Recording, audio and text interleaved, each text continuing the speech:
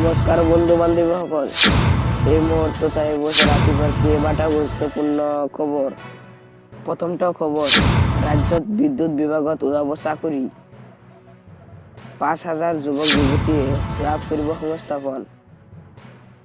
২,০০০ recharge agent পদৰ বাবে যুৱক যুৱতীসকল কৰিব পাৰিব আবেদন। ৪০ লাখ স্মাৰ্ট মিটাৰ লগাবলৈ দিয়া হ'ব এই নিযুক্তি। স্মাৰ্ট মিটাৰ লগাবলৈ ৫,০০০ টেকনিচিয়ানক দিয়া হ'ব নিযুক্তি।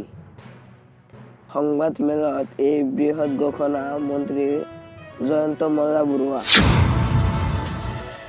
দ্বিতীয়টো খবৰ, মাটিৰ নামজাৰি কৰাৰ বাবে অফিচলৈ যাব নালাগে। মাটিৰ নামজাৰি সন্দৰ্ভত হিমন্ত বিশ্ব শৰ্মাৰ ডাঙৰ ঘোষণা।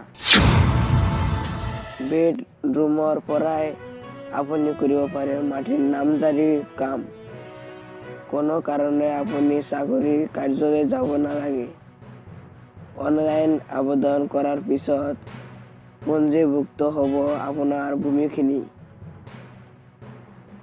ৰেজিষ্টাৰ কৰাৰ পিছত আপুনি নামজাৰিৰ বাবে যাব নালাগে কাৰ্যালয়।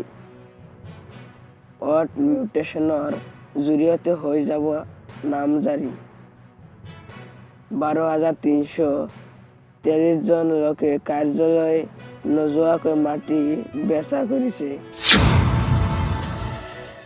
তৃতীয়টো খবৰ, শিশুক খাবলৈ নিদিব ভাৰতত প্ৰস্তুত কৰা কফ চিৰাপ। ভাৰতত প্ৰস্তুত কৰা কফ চিৰাপ লৈ সতৰ্কবাণী WHO-ৰ।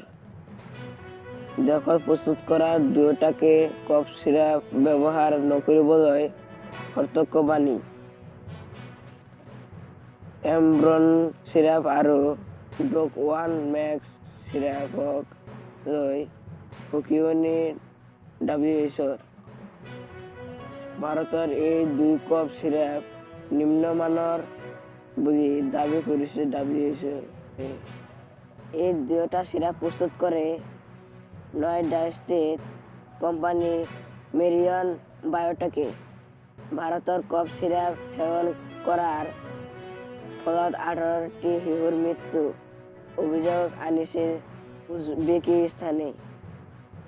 মৃত্যু হোৱা শিশুকেইটিক দিয়া হৈছে মেৰিয়ন বায়'টেকৰ ডক ওৱান মেক্স চিৰাপ। এই ঘটনাৰ পাছতেই কফ চিৰাপ গুণক লৈ তদন্ত আৰম্ভ WHO-য়ে।